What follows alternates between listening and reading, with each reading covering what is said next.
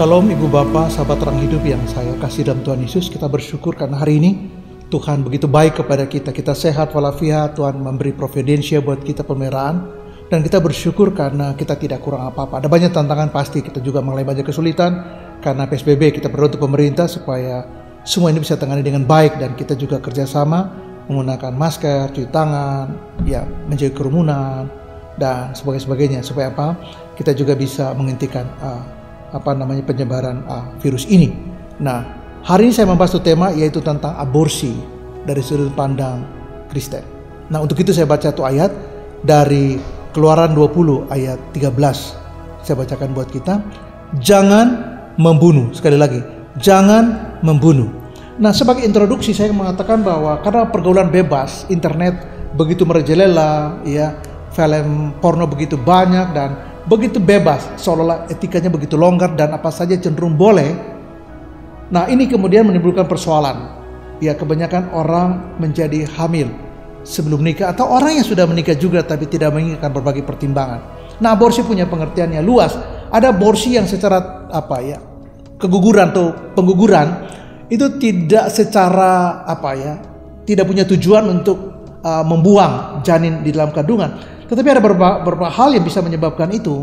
Apakah dia karena barangkali berolahraga terlalu keras, ya? Apakah dia makannya tidak baik, konsumsi alkoholik, obat-obatan, atau dia mengalami stres, depresi, atau mungkin mengalami penyakit tertentu seperti tiroid atau diabetes atau infeksi atau herpes barangkali. Rubella juga itu bisa membuat orang menjadi keguguran atau pengaruh secara hormonal atau secara imun. Barangkali secara medis itu bisa lebih mendalam dijelaskan, tetapi ada yang sifatnya menjadi gugur kandungan itu tanpa ada sebuah motif tertentu untuk menggugurkan. Dia mungkin karena orang itu lalai, lalu kemudian itu menjadi bermasalah. Nah, itu sebabnya di saat istri Manoah waktu dia hamil dari suku Dan di Zora, dikasih tahu oleh malaikat Tuhan bahwa istrimu Manoah, ke istrinya kasih tahu bahwa dia akan melahirkan seorang laki-laki.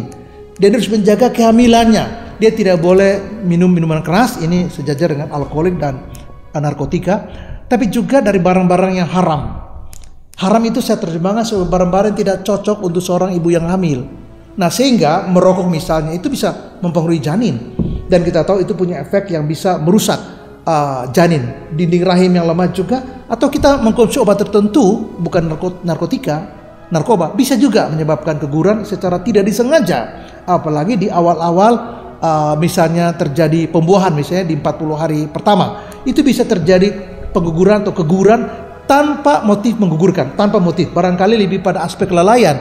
Dia sudah tahu lagi hamil atau tidak tahu dia lagi hamil. Beberapa orang merasa kok saya nggak sehat ya, lalu dia pijit, untung nggak keguguran.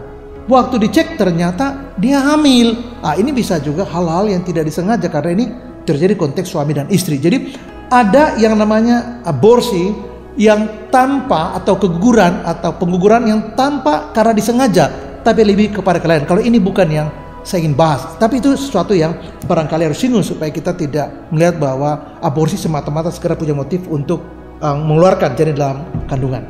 Ada hal-hal yang karena berdasarkan pertimbangan medis, ya, secara presis, secara valid itu dianjurkan untuk harus digugurkan karena berbagai pertimbangan. Nah, disinilah terjadi perdebatan beberapa aliran etika moral. Yang pertama adalah etika situasi. Bagi etika situasi, kasus-kasus tertentu barangkali bisa diterima untuk digugurkan.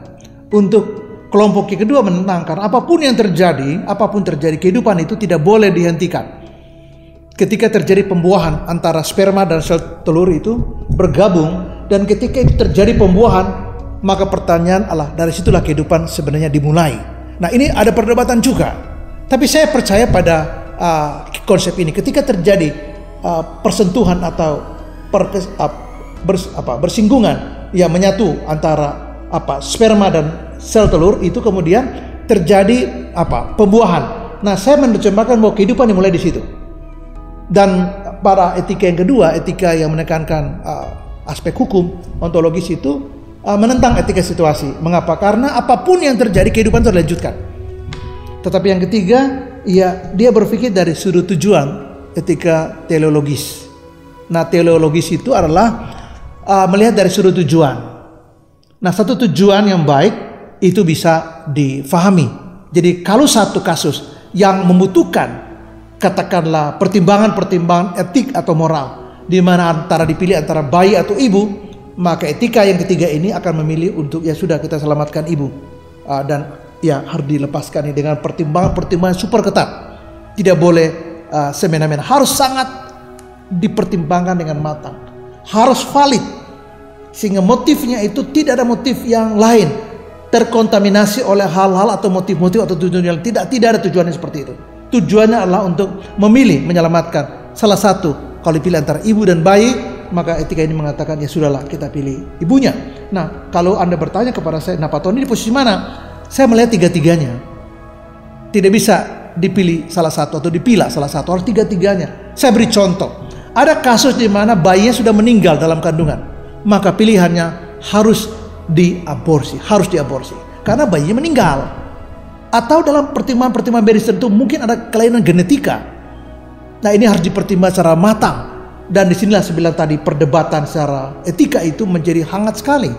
Karena yang satu ingin mempertahankan kehidupan apapun yang terjadi, yang satu melihat ini berbahaya kalau dilanjutkan, bukan cuma bagi bayi tapi bagi ibu. Ya, yang satu mengatakan bahwa kalau situasi begini kita bisa memahami bahwa bisa melakukan aborsi. Nah, aborsi itu satu perdebatan moral yang sangat ditentukan oleh tiga aliran etika tadi. Nah, saya memilih tiga-tiganya karena sudut hukum tetap diperhatikan. Sebab kalau kita melanggar, ini bukan cuma hukum dunia, undang-undang yang ada, ya undang-undang kesehatan itu baik nomor 36 maupun beberapa undang-undang yang lain itu mengatakan bahwa kalau sesuatu dilakukan aborsi dengan sengaja untuk tujuan membuang janin secara sendiri tanpa ada pertimbangan medis dan apa sebagainya, maka ini bisa dituntut 10 tahun penjara dan denda 1 miliar. Dan ini tidak sederhana, ini sangat berat, sehingga kita harus mempertimbangkan dengan baik. Belum lagi aspek dosanya, karena tadi kita baca bahwa Alkitab katakan jangan membunuh. Nah, aborsi dalam konteks sendiri untuk tujuan-tujuan motif tertentu itu dalam kategori membunuh, dan untuk itu harus sangat-sangat kita hindari. Hal yang ketiga adalah kalau mungkin terjadi katakanlah kehamilan di luar nikah atau married by accident, atau katakanlah kasus perkosaan, karena di undang-undang kasus perkosaan dianggap yang bersangkutan sebagai korban, sehingga tanda kutip dibolehkan untuk melakukan aborsi. Tidak harus aborsi tapi bisa, dan untuk itu dianggap legal. Nah, untuk ini saya barangkali tidak setuju dengan undang-undang ini. Mengapa? Karena saya punya pertimbangan bahwa kalaupun terjadi perkosaan, kalaupun itu, dan itu terjadi di luar keinginan bersangkutan, kita bisa memberi konseling dan pendampingan, baik kepada bersangkutan, baik juga kepada keluarga. Karena kadang-kadang keluarga harus menanggung malu akibat satu aib yang terjadi, makanya mereka memilih untuk ya sudahlah, diam-diam diaborsi. Lebih parah lagi, mereka datang ke dukun, dan ini berbahaya sekali. Ya, baik undang-undang yang saya bilang tadi nomor 36 tahun 2009, undang-undang 194, ya, dan undang-undang nomor 61 2014, itu hukumannya nggak tanggung-tanggung loh, bisa 10 tahun dan bisa denda 1 miliar, dan ini berat sekali. Jadi bukan saja undang-undang bisa mengancam dia untuk denda 1 miliar dan dihukum 10 tahun, tetapi dampak psikologi seperti kasus begini itu berat sekali. Belum lagi dosanya, ini pembunuhan. Sehingga saya menawarkan alternatif lain, yaitu tetap dikonseling untuk diselamatkan bayinya. Kalaupun Anda keberatan untuk bayi yang takut ABCD, masih bisa dipelihara oleh orang lain, masih bisa dirawat oleh orang lain. Banyak orang yang tidak punya anak, kalau itu dikasih ke mereka, barangkali mereka merasa bahwa ini satu mujizat, ini satu berkat. Mungkin mereka sudah lama terlepas dari apapun yang terjadi. Ingat bahwa bayi dalam kandungan itu, janin itu tidak berdosa, dia tidak bersalah. Jadi untuk itu saya setuju bahwa tidak boleh ada satu pihak manapun, termasuk orang tuanya, yang boleh menggugurkan dia dengan alasan seperti ini. Kalau Anda tidak inginkan kan ada korban perkosaan, walaupun undang-undang menganggap itu dibolehkan karena Anda korban, saya menawarkan Anda dikonseling dan biarlah kita bantu Anda melahirkan dengan baik. Dan kalau Anda tidak inginkan itu, ya sudahlah, bayinya bisa diserahkan ke orang lain. Tapi Anda jangan membunuh. Anda sudah melakukan satu hal yang salah, ditambah lagi menjadi salah, sehingga kesalahan itu menjadi bertambah-tambah. Kalaupun itu perkosaan, kalaupun itu married by accident, tetap dijaga, tetap dipelihara. Nggak usah dibuang. banyak orang yang menginginkan kok. Dan mereka akan membesarkan dia, mengasihi dia, mencintai dia. Kalau Anda tidak bisa menerima dia karena Anda merasa bahwa Anda dihianati oleh pacar Anda, dia lari meninggalkan Anda, atau Anda diperkosa, lalu Anda menjadi stres, Anda tidak inginkan bayi itu, percayalah, ada banyak orang yang mengasihi bayi itu. Dan saya percaya bahwa mereka akan terima dengan sangat sukacita. Bukan karena apa-apa, tapi mereka bisa mengasihi anak itu. Kalau Anda tidak bisa mengasihi, biarlah izinkan orang lain mengasihi dia, mencintai dia, dan dia akan bahagia. Jadi kesalahan kita tidak diperbesar sampai melakukan pembunuhan, tetapi kesalahan kita bisa diperkecil. Jadi Anda hanya kasus kalau married by accident ala persinahan, kalau Anda diperkosa Anda korban kelalaian atau apa sebagainya, tapi Anda tidak menjadi besar. Kalau kita harus rugi, maka kalau pilih rugi 1 triliun dan rugi 100 juta, kita pilih rugi 100 juta daripada 100 triliun. Kenapa? Karena kita pilih kerugian yang kecil. Nah, kalau kita pilih dosa, ya sudahlah, Anda sudah terjadi begini, ya sudahlah, ini aja kita terima. Jangan ditambah lagi dengan menghilangkan bayi itu, membuang dia secara aborsi, dan itu bukan cuma melanggar hukum. Secara moral Anda akan dibayangi oleh pengalaman bagaimana Anda melakukan itu, dan sepanjang hidup itu menjadi traumatik buat diri Anda. Jadi di konseling, didampingi supaya kita bisa melahirkan dengan baik. Dan kemudian apa terjadi? Kalau Anda tidak inginkan itu, percayalah orang lain bisa mencintai anak itu. Karena dia lahir bukan karena kehendak dia lahir. Dan saya yakin ada orang yang bisa mencintai dia. Dan percayalah bahwa konseling dan pendampingan bisa menjadi solusi bagi kasus-kasus. Ya, apapun terjadi, saya ingin mengatakan bahwa jangan sampai melakukan aborsi. Apalagi cuma karena pertimbangan MBA dan karena kasus misalnya korban perkosaan. Kenapa?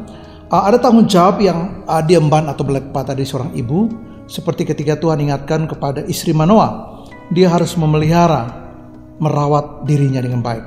Juga anak itu kelak bagaimana dididik dengan sebaik-baiknya. Dan kita ingat bahwa ketika kita hamil, maka terlepas dari mungkin pasangan kita pergi meninggalkan kita, ingat bahwa anak itu tidak berdosa.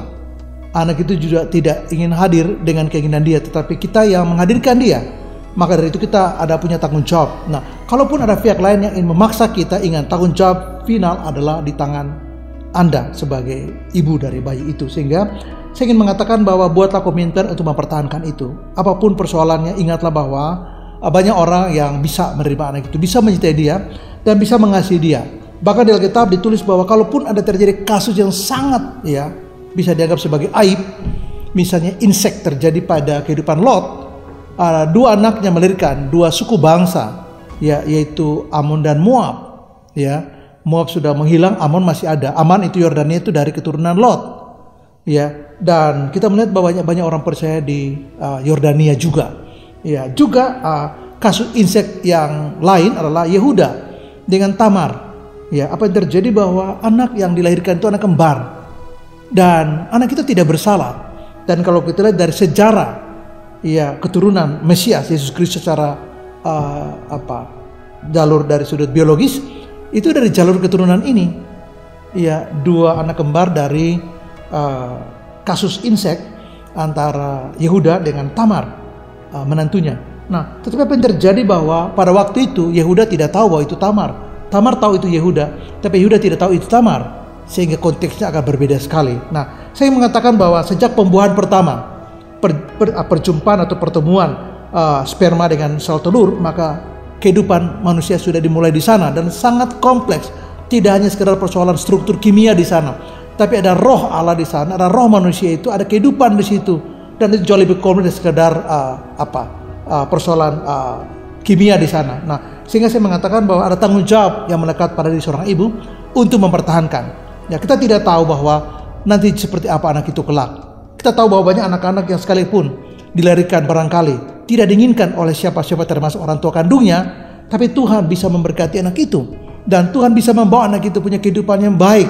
Nah, kalau kita lihat apa yang terjadi pada Yefta, walaupun dia ditolak karena dianggap tanda kutip dia seperti anak haram, apa yang terjadi bahwa Yefta menjadi seorang pemimpin yang hebat di zamannya. Dia menjadi seorang hakim yang luar biasa dan seorang yang beriman kepada Tuhan. Dia seorang yang punya kebesaran hati untuk tidak membalas perlakuan orang yang menyedihkan pada dirinya, tapi dia malah membantu mereka, dan dia dipromosi oleh Tuhan menjadi seorang hakim di Israel, dan dia menjadi hakim yang baik. Terdapat ada kekurangan yang ada pada diri Yefta, dia menjadi seorang anak yang baik. Nah, apapun yang terjadi, hindarilah untuk aborsi.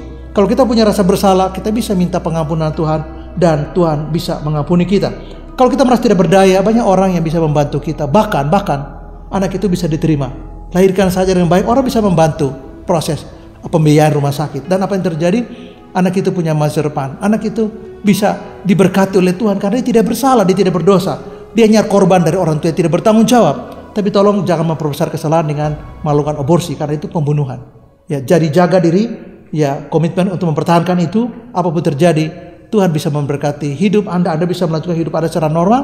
Dan anak itu bisa diberkati oleh Tuhan. Meski mungkin kalau Anda tidak inginkan, bisa ada di tangan keluarga yang mereka bisa mengasihi, menerima dia, mendukung dia, dan Tuhan bisa memberkati hidup anak itu. Jadi, janganlah sampai melakukan aborsi. Tuhan Yesus memberkati Anda, kita semua, dan Shalom.